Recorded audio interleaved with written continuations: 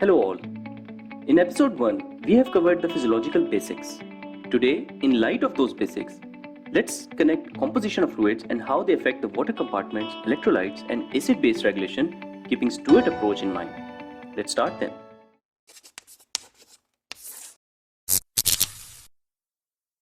Fluids mainly affect three entities in body: the electrolyte composition of compartments, number 2, the tonicity of fluid, which dictates its distribution between various compartments, and number 3, the acid-base regulation. Now the lab results for electrolytes basically shows the ions in extracellular compartment, not intracellular compartment. So in extracellular fluid, sodium is the main ion at approximately 140, followed by chloride. Potassium is in very small amount. So sodium alongside its corresponding anion, chloride, and glucose, and to small extent urea, determine the osmolarity in plasma. However, inside the cell things are almost the opposite. Sodium-potassium ATPase works actively, moving 3 sodium out for 2 potassium in. So inside the cell, sodium is at 5, while potassium is highest at approximately 140 to 160, followed by phosphates, etc.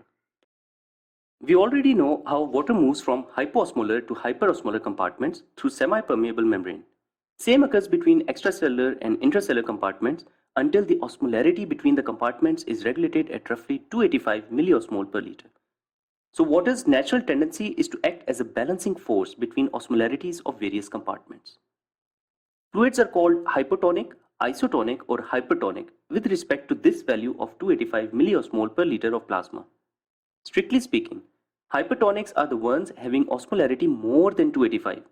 Isotonics should be roughly close to the normal body osmolarity, while hypotonics have osmolarities less than 285. So if we add hypertonic to vessels, water would move out of interstitium and cells to try and balance the osmolarities. In other words, adding a hypertonic to vessels would expand the plasma volumes, right?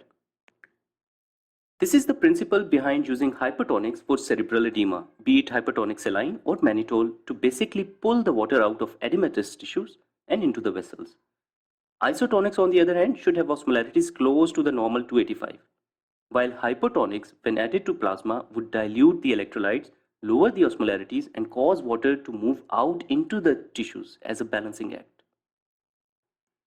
I'm giving a link here on top right corner. Remember we discussed in episode on Stewart principle how strong cations and anions define acid-base balance in body. Strong anions are acidic because they pull the hydrogen out of water body into the plasma, while strong cations like sodium are basic in nature because they pull the hydroxyl ions out. So water tries to hold on to hydrogen ions as an act of obeying law of dissociation equilibrium.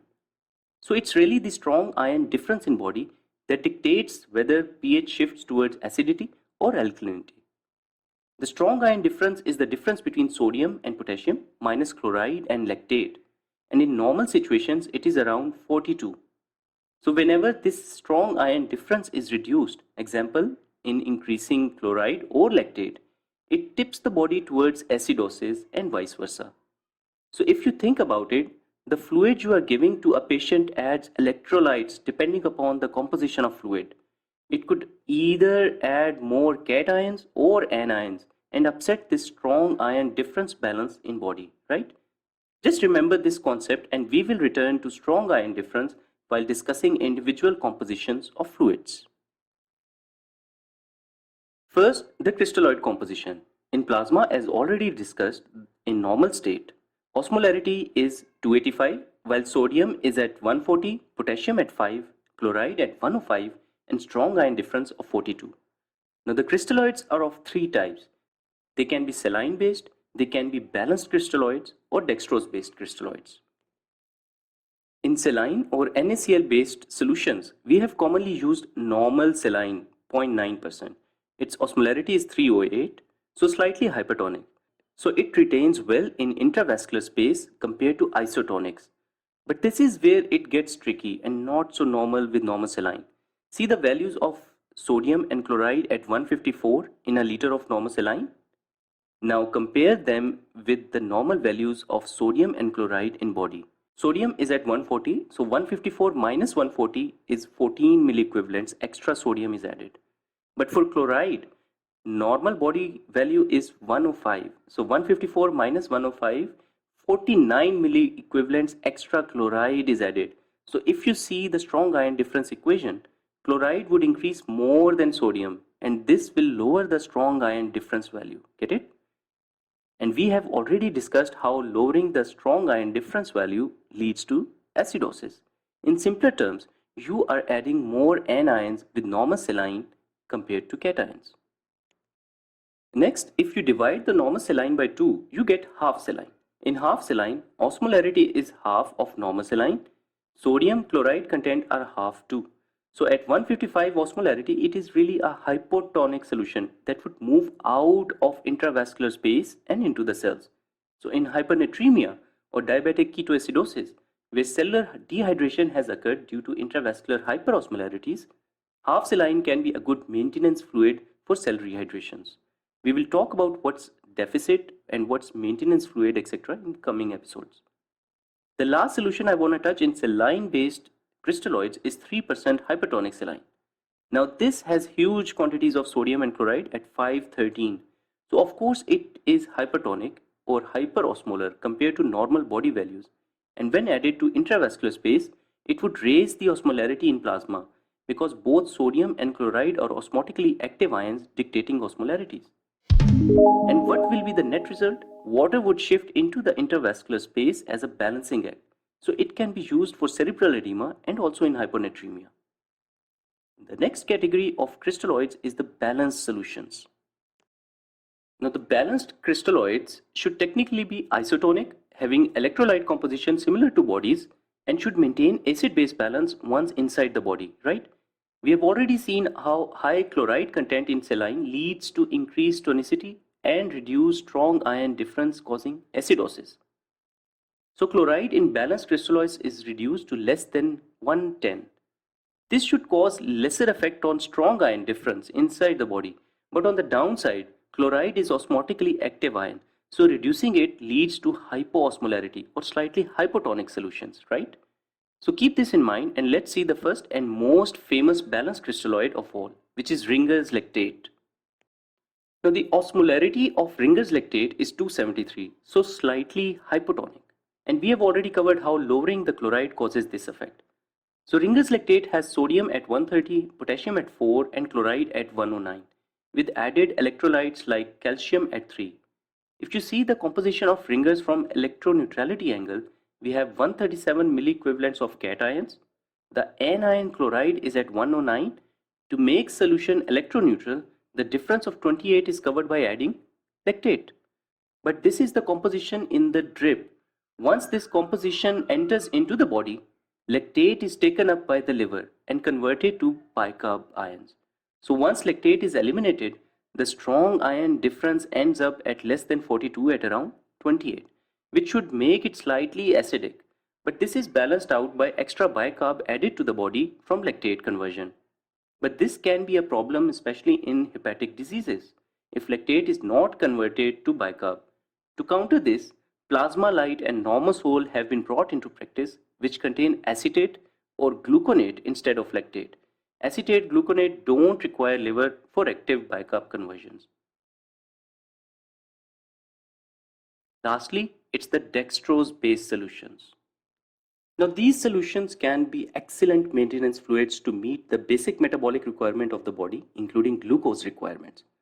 Always remember the osmolarities of dextrose-based solutions can be misleading because in drip bag there is glucose causing hypertonia, but once administered, the dextrose is rapidly taken up by the cells for metabolic needs.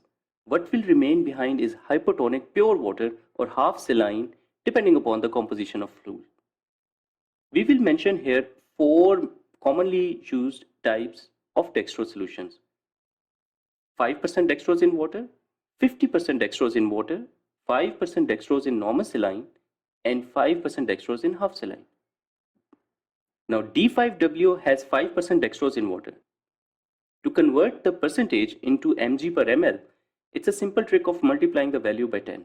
So for 5%, it would be 5 into 10 is equal to 50 milligrams per ml dextrose. In 1 liter or 1000 ml, it would be 50,000 milligrams of dextrose or simply 50 grams dextrose in 1 liter of D5W drip bag, right? 1 gram dextrose yields 170 kilocalories of energy. So one has to keep that in mind while administering dextrose and taking into account caloric requirements of the body in ICU. 170 isn't much, but still. So D5W is hypotonic at 253. So it's a poor intravascular expander because it would shift to interstitium and cells. You definitely want to avoid it in cerebral edema cases, right? Next up is D50W, having very high dextrose content, so very highly hypertonic solution should be administered via central line to avoid thrombophlebitis or extravasation into peripheral lines. So D50W has 50% or 500 grams of dextrose per liter, which makes it better nutritious source in critically ill cases requiring total parenteral nutrition than D5W. Now D5NS, as the term states, is dextrose 5% prepared in normal saline. So really when dextrose is taken up into the body, you are left with 0.9% normal saline in intravascular space. Similarly, dextrose 5% half saline, once inside the body, dextrose is taken up and we are left with same effects remaining as half saline, with same composition of sodium and chloride too. So dextrose half saline or even better 1/4 saline are excellent PEDS solutions to prevent excessive sodium load, especially in neonates, and also to maintain the glucose levels in PEDS patients till the age of 8 years who require external source of glucose. Beyond 8 years, euglycemia is maintained well by children due to hepatic maturity. Colloids are distributed as either human-derived or semi-synthetic ones. Of the human-derived is of course 5% and 25% albumin. So we talk here of 5% albumin having osmolarity roughly same as plasmas and the colloid oncotic pressure of around 20 millimeters, which is close to the plasmas. 5% albumin is commonly used in sepsis and hypoalbuminemia.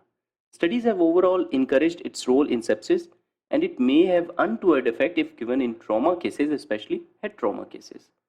So in 5% albumin, there is 50 grams of albumin per liter. Next, we have the semi-synthetic colloids, among which let's talk gelatins first. Now, gelatins are derived from bovine collagen hydrolysis and further modified to succinylation, such as in gelatin or urea linkages to form polygelins, such as Haemeccel. Further configuration changes occur within the body, so variable molecular weight, but studies believe after 1 hour of infusion, 50% still remains within the plasma space, while remaining is excreted renally. Important to remember is Haemeccel has calcium at 6.2, so you wouldn't want to give it with blood in the same line. It can cause precipitation. Also, the gelatins can cause anaphylaxis and anaphylactoid reactions, but contrary to other colloids, they have no impact on hemostasis. Next, we have in semi-synthetic colloids HydroxyEthyl starches, which are natural polymers of amylopectin derived from potato and maize mixed in normal saline solutions. So the sodium and chloride content resembles 0.9% normal saline, while they are fairly isotonic. So 6% hydroxyethyl starches has 60 grams per liter of starches. Important to remember is starches have high molecular weights. So they stay in plasma easily, building up the colloid oncotic pressure. So these are excellent plasma expanders. However, on the flip side, they can cause coagulopathy with dilution of factor 8 and von Willebrand factor, and also can cause renal dysfunctions. Up next, we have the dextrans, which are polysaccharides produced by bacterium mesenteroides by converting sucrose in growth medium through bacterial dextran sucrase. Now, these are also prepared in normal saline, so sodium and chloride content should be kept in mind. Dextrans are also excellent plasma expanders and are retained within the plasma for 6 to 12 hours. But the downside is their antithrombotic roles by inhibition of aggregation and reducing the factors 8 and VWF. They can also cause anaphylaxis and renal dysfunction. One unique side effect of dextrans is they tend to coat the RBCs. This not only causes antithrombotic effect but also interferes with cross matching of blood. Especially in emergency situations where blood is needed, you might just want to be careful with that. That's it for today. In the next episode, we finally come to practical part of fluid therapy. What to give, how to give, and which is best for which situation. So see you next time. Take care.